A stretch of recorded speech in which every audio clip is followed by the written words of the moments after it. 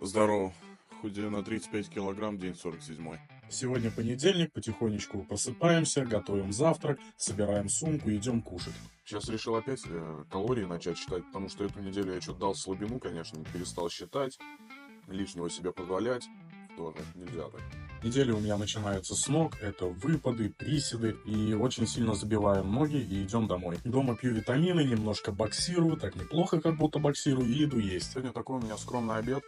Гречка, мясо деревянное какое-то и салат. Метил такую ерунду, то что чем аморальный у человека образ жизни, тем больше он осуждает в комментариях.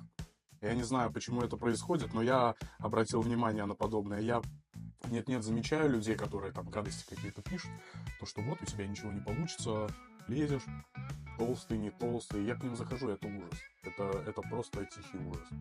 Будьте добрее, ребят. Всем, кто кушает, приятного аппетита.